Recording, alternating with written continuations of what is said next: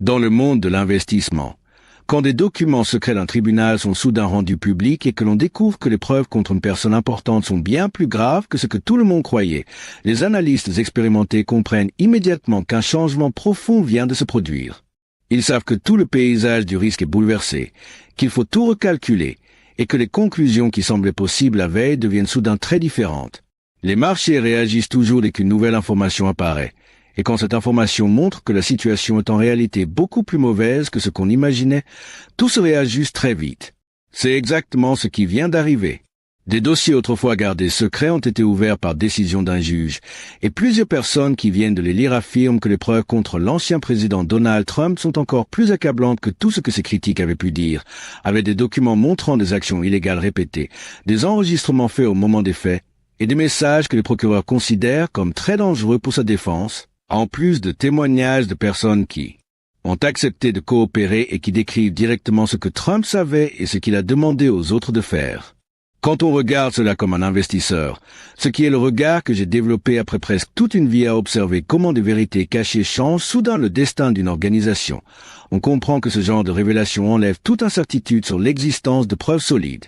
La question n'est plus de savoir si une poursuite est logique, mais plutôt si une condamnation peut encore être évitée. Avant d'aller plus loin, je veux insister sur l'importance du fait que ces preuves secrètes sont maintenant ouvertes au public et qu'elles sont bien pires que ce que tout le monde imaginait.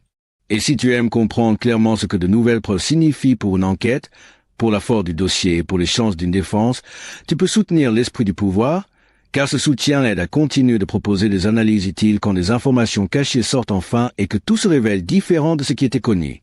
Pour bien comprendre, il faut savoir pourquoi certains documents restent secrets pendant une enquête et pourquoi leur publication change souvent totalement la perception du public et des spécialistes. Pendant mes 94 années de vie, j'ai vu beaucoup de situations où des documents secrets, une fois révélés, transformaient complètement l'opinion générale et rendaient inévitable ce qui semblait incertain. Pendant l'affaire du Watergate, les enregistrements de la Maison-Blanche étaient d'abord cachés et entourés de batailles juridiques. Mais quand ils ont été révélés, leur contenu était tellement accablant pour Nixon que sa démission est devenue impossible à éviter. Lors du scandale Enron, des documents cachés dans les dossiers de faillite et d'enquête ont été dévoilés petit à petit, et chaque fois on découvrait que les fraudes étaient encore plus grandes et plus organisées qu'on le pensait. J'ai aussi vu de nombreux cas où des plaintes de lanceurs d'alerte gardées secrètes ont été rendues publiques et ont montré que les mensonges ou détournements étaient plus profonds, duraient plus longtemps et impliquaient plus de dirigeants que prévu. Ces expériences m'ont appris que quand la justice garde les preuves secrètes, c'est presque toujours pour de bonnes raisons, comme protéger une enquête en cours, protéger les personnes qui coopèrent, ou empêcher quelqu'un de détruire des preuves. Quand ces preuves deviennent publiques, c'est généralement que l'enquête est terminée, que les témoins ne risquent plus autant, et que les raisons de cacher ces informations ne sont plus nécessaires. D'après les informations de plusieurs journalistes qui ont déjà commencé à lire les nouveaux documents dévoilés, les preuves contre Trump regroupent différents types d'éléments que les procureurs utiliseront pendant le procès, et les spécialistes expliquent que ces éléments sont extrêmement mauvais pour sa défense. Parmi ces preuves, il y a d'abord des enregistrements audio où Trump parle lui-même de documents classés, reconnaît qu'ils contiennent des informations sensibles pour la sécurité du pays, dit clairement qu'il sait qu'il ne doit pas les montrer, mais les montre quand même. Ceux qui ont lu les transcriptions expliquent que la voix de Trump suffit à prouver plusieurs parties importantes de ce qu'on lui reproche. Ces enregistrements montrent qu'il savait que les documents étaient secrets, qu'il savait que les montrer étaient interdits, et qu'il voulait les garder au lieu de les rendre, ce qui détruit l'idée qu'il aurait simplement oublié ou qu'il voulait aider les autorités. Les enregistrements montrent aussi qu'il lisait certains documents, qu'il reconnaissait leur niveau de secret, qu'il disait clairement qu'il avait le droit de les voir, puis les montrait à des personnes qui n'avaient aucune autorisation, ce qui crée une preuve directe, immédiate et impossible à contester. Les experts juridiques disent que ces enregistrements sont comme un trésor pour les procureurs parce qu'ils ne viennent pas d'un témoin qui pourrait se tromper, mais de la bouche du principal intéressé. La deuxième catégorie de preuves dévoilées concerne des messages écrits entre les employés et les avocats de Trump, où il parle de cacher des documents aux enquêteurs, de déplacer ces documents pour qu'on ne les trouve pas et de tromper le gouvernement sur ce qui existait ou cela se trouvait. Ces échanges montrent une organisation suivie sur plusieurs mois pour empêcher les enquêteurs de récupérer les documents secrets, avec plusieurs personnes qui suivent les instructions de Trump pour cacher des choses, mentir ou bloquer l'enquête du grand jury. Les échanges montrent que plusieurs personnes parlaient entre elles avec inquiétude parce qu'elles sentaient que ce qu'on leur demandait de faire n'était pas légal. Certaines cherchaient même l'avis d'un avocat pour savoir si elles risquaient des problèmes, mais elles continuaient quand même à cacher des choses et à bloquer les recherches, car elles se sentaient fortement poussées par Trump.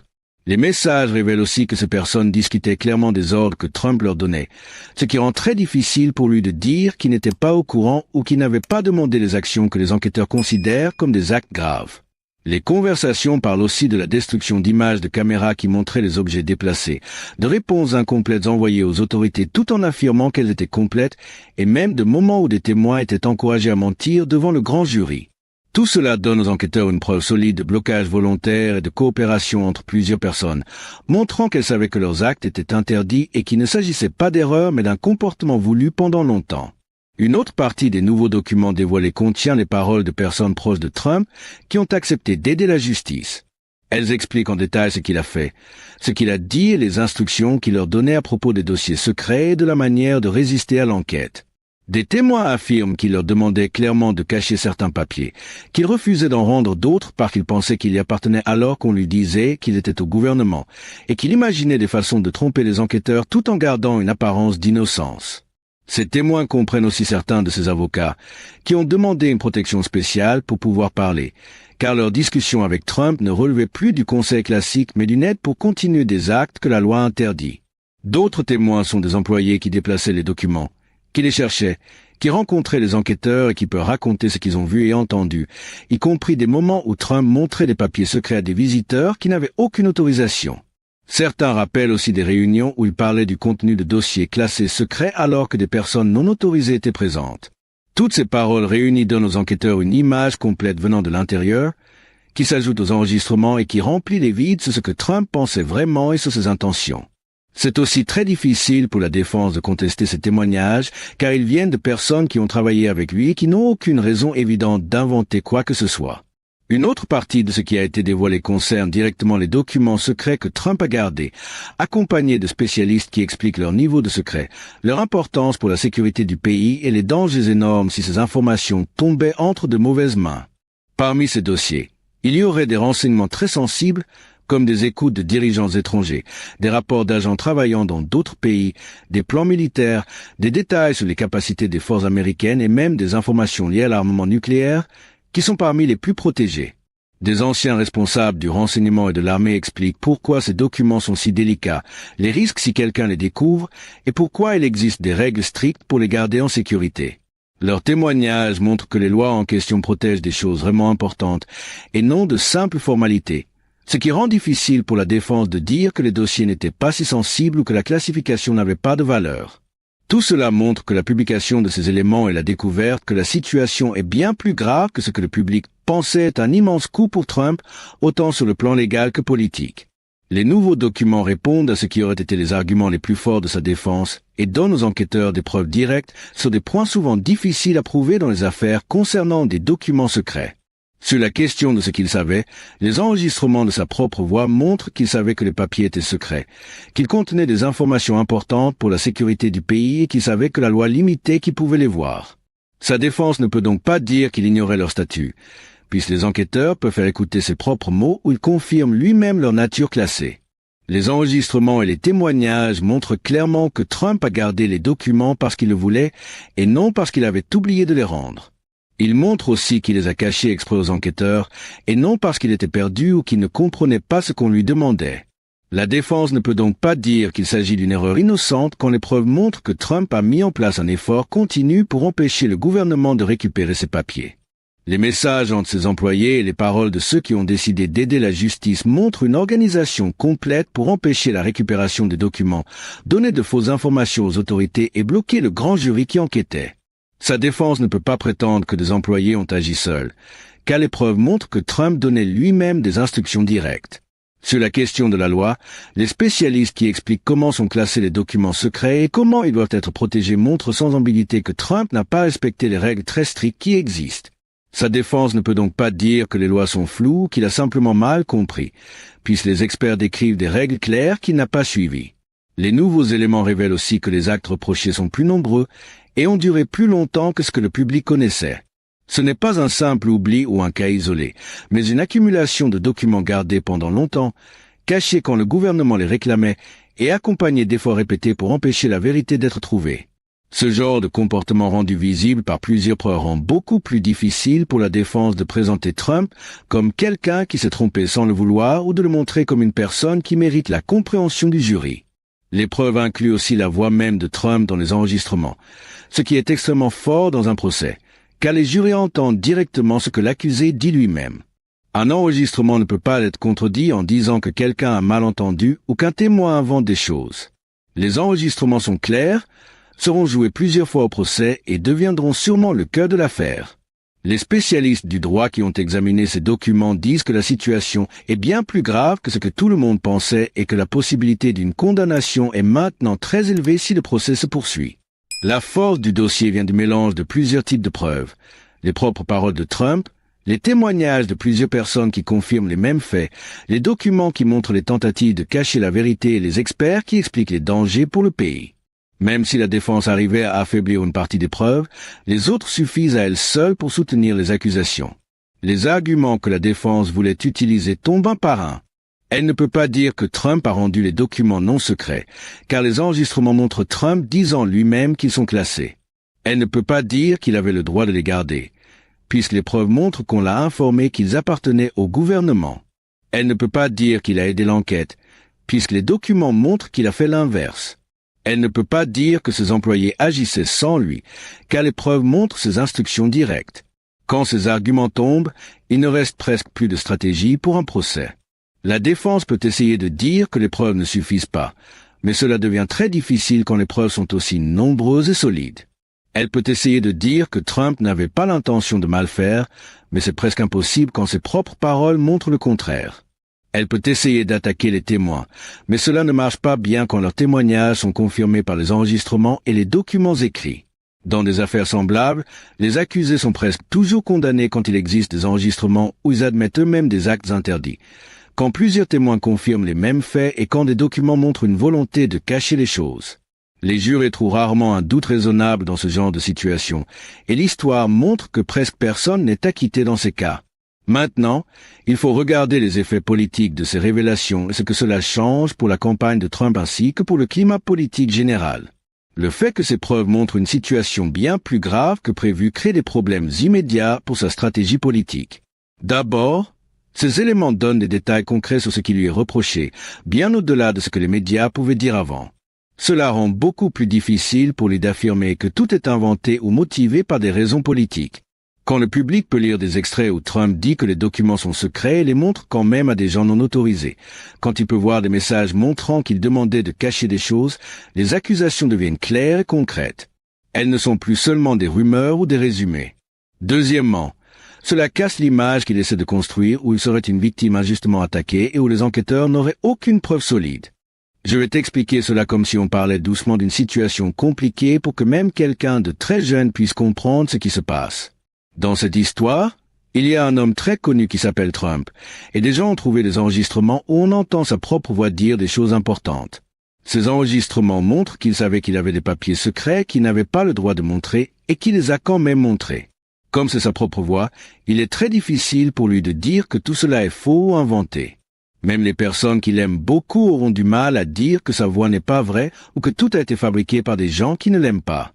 Cela crée aussi beaucoup de problèmes pour les gens qui pensaient qu'il disait la vérité quand il disait que tout cela n'était qu'une attaque politique contre lui.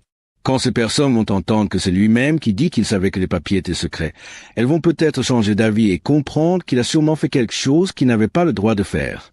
Les politiciens et les gens qui parlent dans les médias et qui le défendaient vont se retrouver dans une situation très difficile, car ils devront expliquer pourquoi ils le soutiennent encore alors que les preuves montrent le contraire. Certains vont essayer de s'éloigner tout doucement de lui, d'autres vont continuer à dire que tout est faux, que les enregistrements sont truqués ou mal interprétés. Ses fans les plus fidèles vont sûrement dire que tout cela est encore un complot contre lui et qu'on essaie de l'empêcher de reprendre le pouvoir. Pour eux, même les preuves les plus fortes ressemblent toujours à des attaques injustes. Les gens qui n'aiment pas Trump vont dire que ces preuves montrent exactement ce qu'ils ont toujours pensé, qu'il ne respecte pas les règles et qu'il représente un danger pour leur pays. Ils vont dire qu'il ne devrait plus jamais diriger quoi que ce soit et qu'il devrait être puni pour avoir fait des choses interdites. Mais ce qui compte le plus, ce sont les personnes au milieu, celles qui ne sont pas pour lui ni contre lui. Ces personnes-là peuvent changer d'avis quand elles entendent des choses aussi simples que sa propre voix disant que les papiers étaient encore secrets. Ces personnes n'ont pas toujours suivi l'histoire depuis le début, mais quand elles entendent quelque chose d'aussi clair, elles comprennent mieux ce qui s'est passé. Certains experts disent que ce genre de preuves, surtout quand elles sortent pendant une élection, peuvent vraiment changer ce que les gens pensent d'un candidat. Maintenant, je vais te raconter un exemple précis. Dans un enregistrement, on entend Trump montrer à des visiteurs un document très secret qui parlait d'une possible action militaire contre un autre pays. Ces visiteurs n'avaient pas le droit de voir ce document. Dans la bande sonore, Trump dit des phrases comme « Ceci est secret ». Ceci est classé. Avant je pouvais le déclassifier, mais maintenant je ne peux plus. Mais regarde quand même. Cela montre clairement qu'il savait qu'il n'avait pas le droit de montrer ce document. Cela prouve presque tout ce que les enquêteurs doivent démontrer pour dire qu'il a cassé la loi. Un autre exemple concerne des messages entre des employés. Ces messages montrent qu'il déplaçait des cartons contenant des papiers secrets pour éviter que les agents du FBI les trouvent. Ils expliquent même qu'ils savent que c'est mal, mais qu'ils le font parce qu'ils ont peur de perdre leur travail si Trump découvre qu'ils ne veulent pas obéir. Ces messages montrent qu'il y a eu une tentative de cacher des preuves, ce qui est aussi un crime. Tout cela crée une histoire où on voit des personnes qui savaient que ce qu'elles faisaient était mauvais, mais qui l'ont fait quand même à cause de la pression ou de la peur. Et ces preuves, mises ensemble, rendent la situation de Trump encore plus compliquée et difficile à défendre, même pour ceux qui l'aimaient beaucoup avant. Les messages montrent clairement que Trump a donné des instructions personnelles et qu'il était directement impliqué dans ce qui se passait. Ces messages montrent aussi que pendant un certain temps, ces ordres ont fonctionné, car les agents du FBI n'ont pas trouvé les cartons déplacés. Un autre exemple concerne le témoignage d'un de ses avocats qui a demandé une protection spéciale pour pouvoir raconter ce qu'il savait. Selon ce témoignage, Trump aurait demandé à cet avocat de dire au FBI et au grand jury que tous les documents secrets avaient été rendus, alors qu'il savait que ce n'était pas vrai. Quand l'avocat a dit qu'il avait peur de mentir, Trump l'aurait poussé à le faire quand même ou à trouver une façon de dire quelque chose de techniquement vrai mais trompeuse. Ce témoignage montre que Trump a essayé d'utiliser son avocat pour commettre des crimes à sa place, qu'il savait que les documents n'avaient pas été rendus et qu'il était prêt à contourner la justice avec de fausses déclarations. C'est pour cela que l'avocat a demandé une protection pour pouvoir témoigner, sinon il risquait d'être puni lui-même. Un autre exemple concerne des vidéos de sécurité de Mar-a-Lago qui montrent des cartons déplacés dans et hors de la salle de stockage à des moments précis. Et ces images contredisent ce que les représentants de Trump avaient dit aux enquêteurs sur les dates et les personnes qui avaient accès aux documents. La vidéo montre Trump donnant lui-même des instructions pour déplacer les cartons, montre que les cartons ont été déplacés juste avant que le FBI arrive ou avant des dates limites de subpoena, et montre beaucoup plus de mouvements de documents que ce que ses représentants avaient dit. Ces images sont des preuves objectives qui ne peuvent pas être expliquées comme des erreurs de mémoire ou des malentendus. Les caméras ne mentent pas, et les images contredisent directement certaines déclarations, ce qui prouve des mensonges et des tentatives d'empêcher la justice de faire son travail. Ces exemples du nouveau matériel révélé montrent pourquoi les experts disent que le dossier contre Trump est très solide. Chaque preuve est forte seule, mais ensemble elles montrent une histoire complète de comportements criminels prolongés où Trump savait ce qu'il faisait, donnait des ordres et participait directement. Pour mieux comprendre, regardons l'histoire. Lors du scandale Enron, des documents secrets ont été progressivement rendus publics et à chaque fois, on a découvert que la fraude était plus grave qu'on ne pensait. Au début, les médias parlaient seulement d'erreurs dans les comptes et de conflits d'intérêts. Les documents révélés montraient en réalité une fraude organisée avec des sociétés fictives pour cacher des dettes, la destruction de documents pour empêcher les enquêtes et de fausses informations données aux investisseurs et aux régulateurs par des dirigeants qui ont gagné énormément tandis que employés et actionnaires perdaient tout. Ces révélations ont conduit à de nombreuses condamnations, et Enron est devenu un exemple célèbre de fraude d'entreprise. Dans l'affaire Bernie Madoff, on croyait que la fraude durait quelques années et concernait peut-être quelques milliards de dollars. Mais quand les documents secrets et les enquêtes ont été rendus publics, on a découvert que le système durait des décennies, impliquait des dizaines de milliards, trompait même des investisseurs expérimentés et des régulateurs, et était beaucoup plus audacieux que ce qu'on pensait. Madoff n'avait pratiquement pas de vraie entreprise et utilisait l'argent des nouveaux investisseurs pour payer les anciens tout en vivant dans le luxe. De même, dans le scandale des admissions à l'université, au départ on pensait que quelques célébrités étaient impliquées. Mais les documents révélés ont montré un système beaucoup plus vaste, avec des centaines de familles riches, des tricheries organisées aux examens, de faux dossiers sportifs pour des élèves qui ne pratiquaient pas de sport et des millions de dollars payés sur des années. Ces révélations ont conduit à de nombreux procès et condamnations. Tout cela montre que les preuves gardées secrètes quand elles deviennent publiques, révèlent souvent que les mauvaises actions étaient plus graves, plus organisées, plus nombreuses et plus audacieuses que ce que le public savait. La même logique apparaît dans le cas de Trump. Les documents révélés montrent plus de papiers secrets, plus de violations conscientes, plus de tentatives pour cacher les preuves et plus d'implications personnelles de Trump que ce que les médias avaient rapporté. L'histoire montre aussi que quand des preuves secrètes se révèlent plus graves que prévu, les chances de condamnation augmentent beaucoup parce que ces preuves sont généralement assez solides pour enlever tout doute raisonnable. Maintenant, voyons ce qui va se passer et quel calendrier nous pouvons attendre alors que cette affaire se dirige vers le procès avec toutes ces preuves maintenant publiques. Le fait que les documents secrets aient été rendus publics va probablement accélérer le travail des procureurs, car ils n'ont plus besoin de protéger la confidentialité des enquêtes ou des témoins qui collaborent. Les procureurs peuvent avancer plus vite dans leurs déclarations publiques sur la solidité de leur dossier, dans la préparation du procès et dans leur demande de date de procès. L'équipe juridique de Trump devra revoir complètement sa stratégie en tenant compte des nouvelles preuves. Les défenses qui semblaient possibles quand les documents étaient secrets peuvent ne plus l'être maintenant que les enregistrements et les documents sont connus. L'avocat pourra voir s'il est possible de négocier un accord, mais Trump n'a montré aucun signe qu'il accepte de reconnaître une faute, et un tel accord serait catastrophique pour sa campagne. L'avocat peut aussi demander que certaines preuves soient exclues au procès, en disant par exemple que les enregistrements ont été obtenus de manière incorrecte, que le témoignage des témoins protégés ne doit pas être utilisé, ou que certains documents sont plus nuisibles que utiles. Mais ces demandes sont difficiles quand les preuves ont été obtenues légalement et concernent directement les accusations. Le procès aura probablement lieu dans 6 à 12 mois, car la loi impose un délai rapide et maintenant que le dossier est prêt, avec les preuves rendues publiques et les stratégies de défense ajustées en conséquence. Choisir les jurés sera très compliqué, car ils ont probablement déjà vu les preuves à travers les médias. Trouver 12 personnes capables d'évaluer les preuves de manière juste demandera de longues questions et beaucoup de jurés seront écartés. Le procès lui-même durera probablement plusieurs semaines avec les enregistrements, documents, témoignages et experts présentés, tandis que la défense essaiera de créer un doute raisonnable malgré la force des preuves. Le verdict sera probablement une condamnation, même si un procès par jury reste imprévisible et qu'un juré pourrait encore tenir tête. Que doivent comprendre les citoyens américains de tout cela et ce que cela nous apprend sur la transparence, la responsabilité et la justice? Le fait que des preuves très importantes soient rendues publiques montre un moment de transparence où les citoyens ont accès à ce qui était gardé secret pendant l'enquête. Cette transparence permet de juger si le procès est justifié sur la base de preuves et non sur la base d'allégeances politiques ou d'arguments abstraits sur les motivations des procureurs. Les preuves elles-mêmes, en particulier les enregistrements où Trump parle, donnent des informations concrètes que chacun peut évaluer sans devoir se fier aux paroles des procureurs ou des défenseurs de Trump. Quand vous pouvez lire les transcriptions où Trump dit que les documents sont secrets et les montre quand même, vous n'avez pas besoin de croire les procureurs, les preuves parlent d'elles-mêmes. En même temps, le fait que les preuves soient pires que ce que l'on pensait soulève des questions sur pourquoi ces informations ont été gardées secrètes si longtemps et si plus de transparence aurait mieux servi l'intérêt public. Ce sont des questions légitimes sur l'équilibre entre protéger les enquêtes et assurer la responsabilité publique, et notre système continue de les examiner. Que doivent faire les citoyens avec ces informations? D'abord, lire les preuves réelles plutôt que de se fier uniquement aux opinions partisanes.